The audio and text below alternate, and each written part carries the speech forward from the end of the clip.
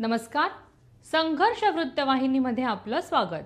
घेऊया ठाणे आणि आसपासच्या परिसरामधील घडणाऱ्या महत्त्वाच्या घडामोडींचा आढावा.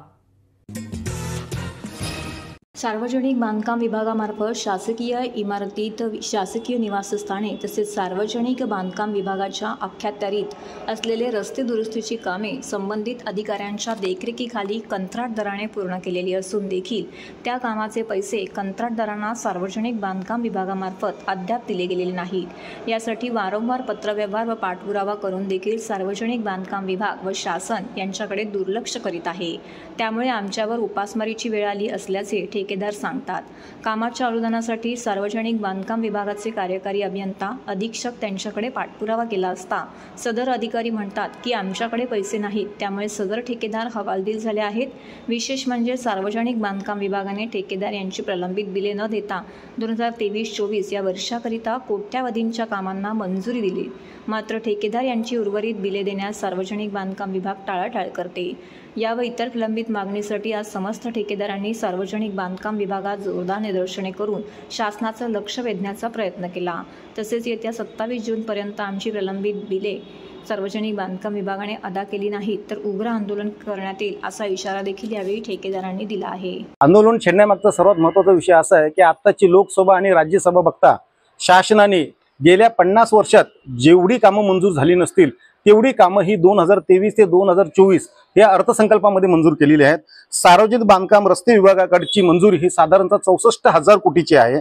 बिल्डिंग मेंटेनन्ससाठी साधारणतः 2100 कोटीची या लोकांनी कामं काढलेली आहेत. ग्रामीण विकासाच्या दुरुस्तीच्या खाली 25-15ची जी कामं आहेत ती साधारणतः 17,000 कोटीची आहेत. जलसंधारण विभागातले 29,000 कोटीची आहेत. जलजीवन मिशन जवळपास 26,000 कोटी रकमेची आहेत. अशी अंदाजे आम्हाला मिळालेल्या माहितीनुसार अंदाजे 1 लाख कोटीच्याहून जास्त कामं ह्या शासनाने मंजूर केलेली आहेत. आता शासनाचा जर महाराष्ट्र सरकारचा जर बजेट पूर्ण बघितला तर तोच साधारणतः फक्त 70,000 कोटीच्या आसपास येतो आणि ह्यांनी कामच मंजूर केले ते 1 लाख कोटीच्या वरती, 1,000 लाख कोटीच्या वरती. हे पैसे आणणार कुठून तुम्ही?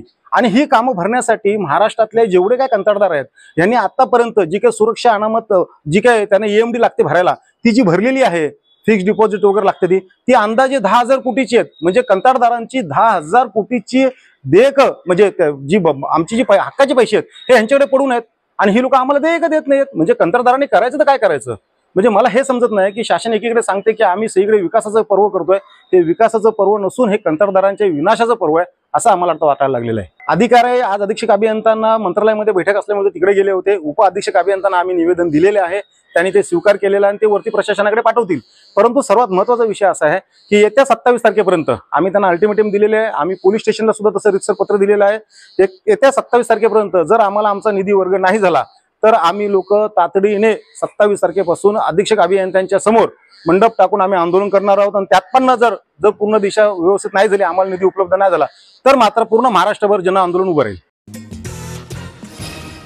सर्व नागरिकांना आवाहन करण्यात येत आहे की सध्या डासांमार्फत पसरणाऱ्या डेंग्यू या आजाराचा प्रसार रोखण्यासाठी प्रत्येकाने पुढील प्रमाणे कार्यवाही करावी.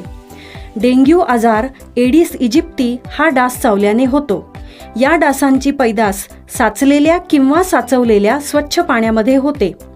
8 दिवसांपेक्षा जास्त दिवस पाणी उघडे व साचून राहिल्यास त्यात डास अंडी घालतात. अंड्यांच्या अळ्या तयार होऊन पुढे डास तयार होतात. यासाठी आपल्या घरातील पाणीसाठे उदाहरणार्थ बॅरल्स, पिंपे, टाक्या, हौद, रांजणे इत्यादी दर आठवड्याला रिकामे करून घासून पुसून कोरडे करून पुन्हा भरावे. 1 दिवस कोरडा दिवस म्हणून पाळावा.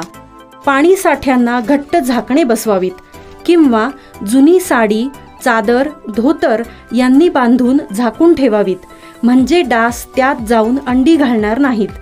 घराच्या गच्चीवर, आजूबाजूला, अंगणात कोठेही पाणी साचू देऊ नये. भंगार सामान उघड्यावर टाकू नये. उदाहरणार्थ टायर्स, प्लास्टिक सामान, कुंड्या, टाकाऊ वस्तू इत्यादी. अशा सामानात पावसाचे पाणी साठून त्यात डेंग्यूच्या डासांची पैदास होते. घरातील कूलर्स, फ्रीजच्या पाठीमागील ट्रे हे देखील वेळोवेळी कोरडे करावेत. लक्षात ठेवा, नुसत्या फवारणीने डास घनता कमी होत नाही, तर त्यासाठी डास पैदास ठिकाणे नष्ट करणे ही आपल्या सर्वांची जबाबदारी आहे. कोणताही ताप अंगावर न काढता जवळच्या शासकीय रुग्णालयात मोफत औषधोपचार घ्या. अशा प्रकारे नागरिकांनी सहकार्य केल्यास डेंग्यूचा प्रसार रोखणे सहज शक्य आहे.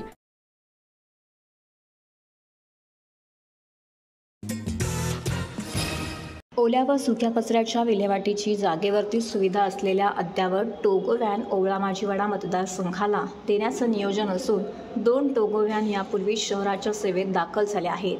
आमदार प्रताप सरनाईक यांच्या प्रयत्नातून ही अद्ययावत सेवा चालवणारी ठाणे महापालिका महाराष्ट्रातील पहिलीच आहे.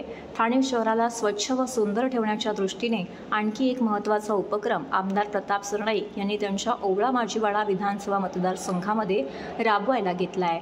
कचऱ्याची विल्हेवाट जागेवरच होऊ शकेल व आपल्या मतदारसंघातील कचरा हा डम्पिंग ग्राउंडवर जाणार नाही. कचऱ्याचे वर्गीकरण करून ओला कचरा व सुका कचरा असं त्यांचं वर्गीकरण करून कचऱ्याची योग्य विल्हेवाट लावण्यात येईल व कचऱ्याचे खतात रूपांतर होईल. यासाठी अत्याधुनिक टोगो व्हॅन लोकांच्या सेवेत देण्यात येते.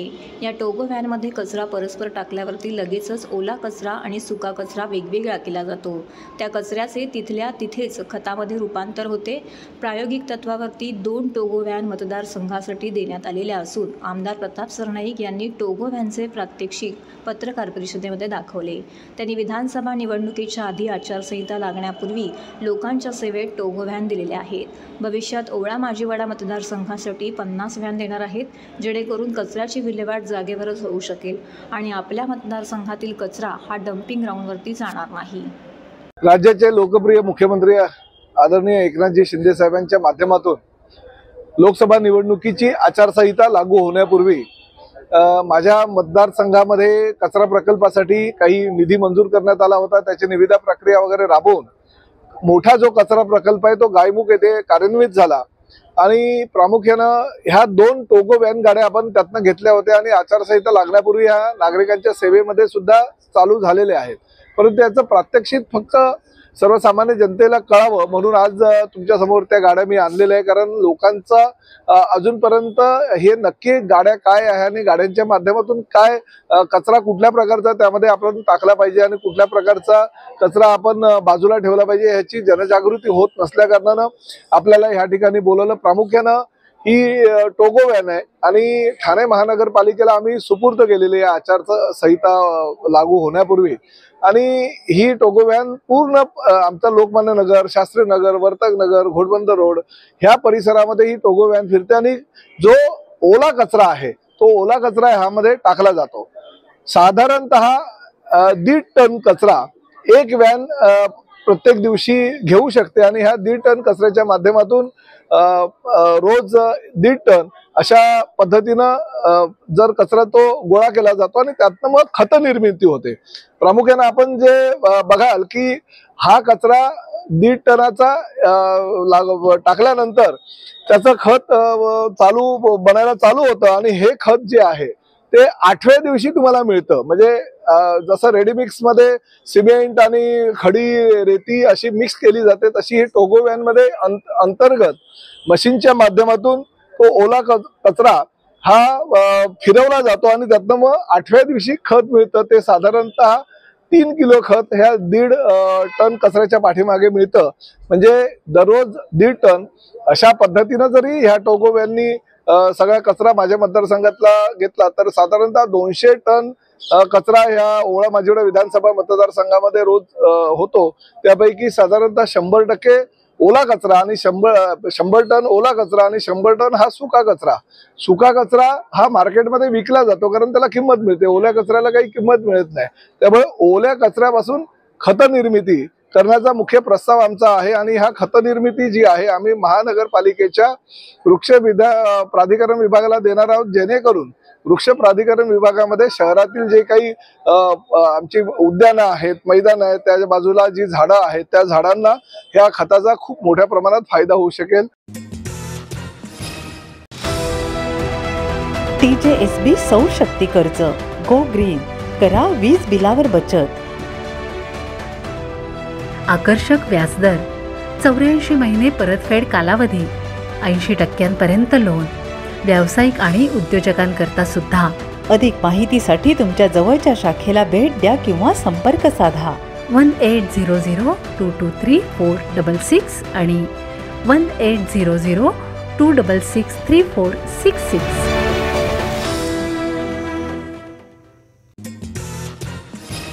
विविध पदांसाठी ठाणे ग्रामीण पोलीस भरती प्रक्रिया ही येत्या 19 जूनपासून सुरू होणार असून 119 पदांसाठी ही भरती प्रक्रिया पार पडणार आहे. यामध्ये 7019 उमेदवारांचे अर्ज आत्तापर्यंत प्राप्त झाले असून यामध्ये 1015 महिलांचे अर्ज आहेत तर पुरुषांचे 6004 असे अर्ज प्राप्त झाले आहेत.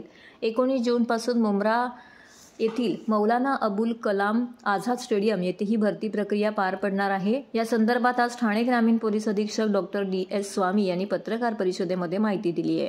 तसेच जे उमेदवार येतील त्यांची गैरसोय होणार नाही याची संपूर्ण काळजी यंदा पोलीस प्रशासनाने घेतली असल्याची माहिती त्यांनी दिली आहे.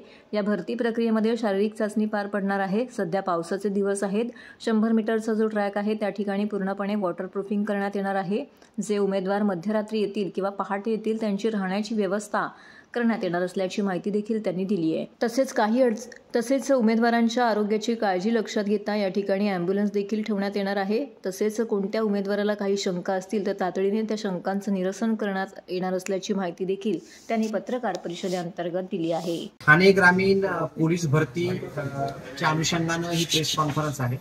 ठाणे ग्रामीण जिल्ह्यामध्ये एकंदरीत 119 पदांची ही पोलीस भरती आहे. त्यामध्ये 7019 उमेदवारांचे अर्ज प्राप्त आहेत. त्यामध्ये एकूण 1015 महिलांचे अर्ज प्राप्त आहेत. त्या अनुषंगानं ही भरती जी आहे ती 19 जून पासून सुरुवात करण्यात येणार आहे आणि ती 1 जुलैपर्यंत ही फिजिकल एक्झामिनेशनची भरती चालेल.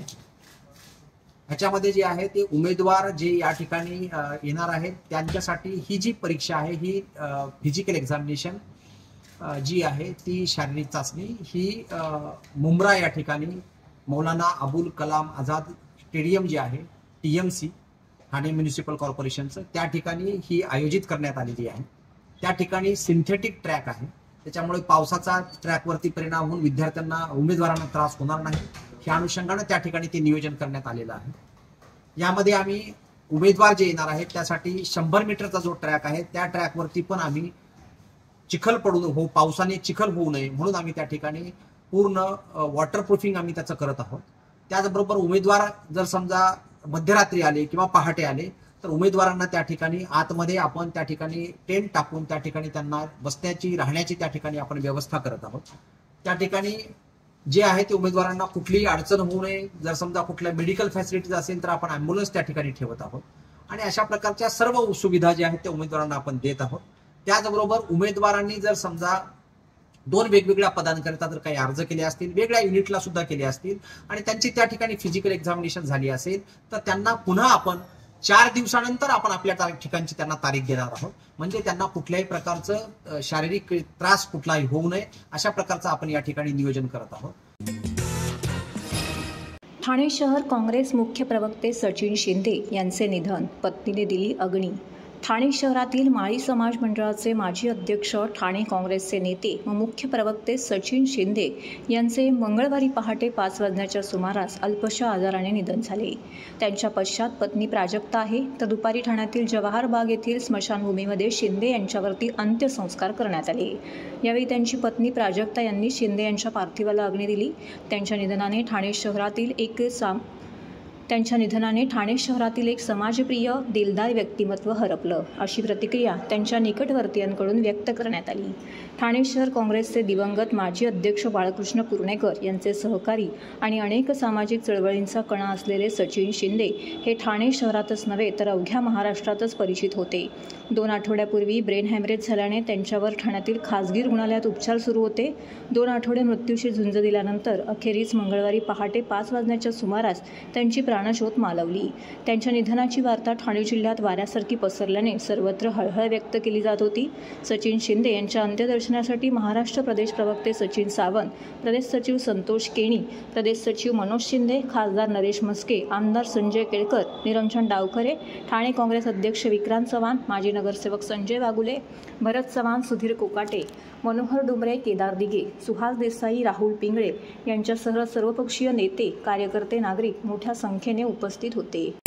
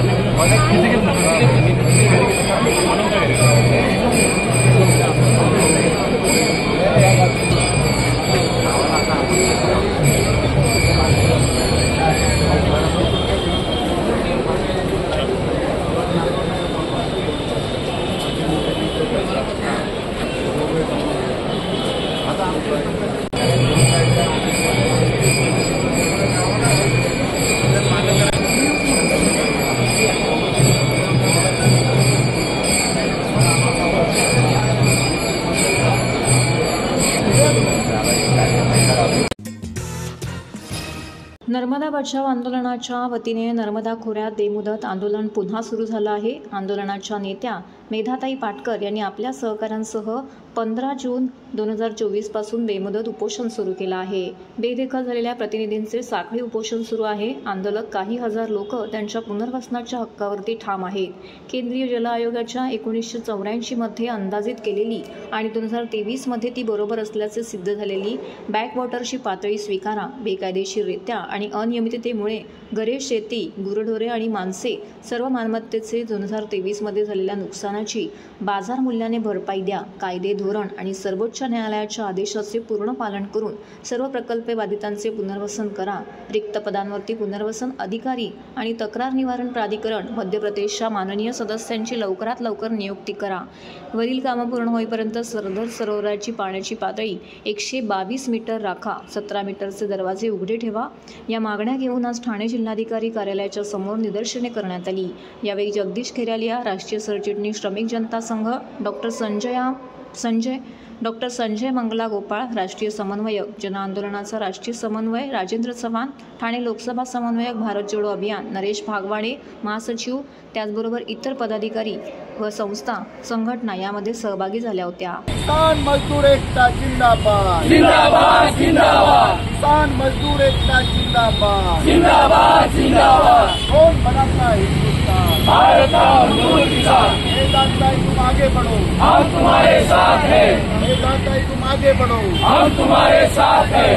नर्मदा घाटी के आदिवासी गरीब शेतकरी किसानों का एकता जिंदाबाद जिंदाबाद जिंदाबाद. प्रकल्पापासून जे प्रकल्पग्रस्त आहे त्यांच्या पुनर्वसन अजूनपर्यंत होऊ शकलेला नाही.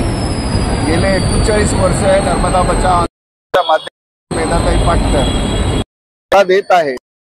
गेल्या आपले पंतप्रधान नरेंद्र मोदीजींच्या वाढदिवसानिमित्त त्या ठिकाणी भर पावसामध्ये धरणाचा पाणी रोखण्यात आला आणि त्यानंतर मग तो पाणी सोडल्यानंतर संपूर्ण आजूबाजूचा धरणाच्या आजूबाजूचा जो परिसर होता तो जलमय झाला आणि शेतकऱ्यांचा मोठा नुकसान झाला. जमिनी गेल्या, पशु गेले, माणसे मेली, तरी सुद्धा सरकार जागा झालं नाही. या वर्षी आता पुन्हा पाऊस सुरू झालाय. मेधाताई पाटकरांनी 15 जून पासून बेमुदत उपोषण त्या ठिकाणी सुरू केलेलं आहे. त्यांचं म्हणणं आहे की धरणाची जी उंची आहे ती 122 मीटरच्या वरती घेऊन जाऊ नये, ती तिथे रोखण्यात यावी. तसेच ज्यांचे पुनर्वसन, ज्यांचं नुकसान झालेलं आहे, ज्यांच्या जमिनी गेलेल्या आहेत, घर गेलेले आहेत, त्यांच्या कायमस्वरूपी पुनर्वसन करण्यात यावं लवकरात लवकर. आणि त्या विभागामध्ये जे ज्या कारणासाठी ते धरण बांधण्यात आलं त्या कच्छचा किंवा ज्यांच्या दुर्गम भागामध्ये पाण्याची एक थेंब सुद्धा जाऊ शकलेली नाही. तर याचा गोष्टींचा निषेध करण्यासाठी मेधाताई तिथे उपोषणाला बसलेल्या आहेत आणि त्यासाठी आम्ही त्या आंदोलनाला पाठिंबा देण्याची ठाण्यातील विविध संघटना संस्थांचे प्रतिनिधी या ठिकाणी जमलेले आहेत आणि त्यांनी माननीय मुख्यमंत्री एकनाथ शिंदेजी महाराष्ट्राचे, त्यांच्याशी विनंती आम्ही करतोय या आंदोलना माध्यमातून की महाराष्ट्राची जी लाडकी लेक आहे मेधाताई पाटकर, इमानदार नेता, त्यांचा जीव वाचवण्याची जबाबदारी महाराष्ट्र शासनाची आहे. तर हे होतं संघर्ष वृत्तवाहिनीचं आजचं बातमीपत्र.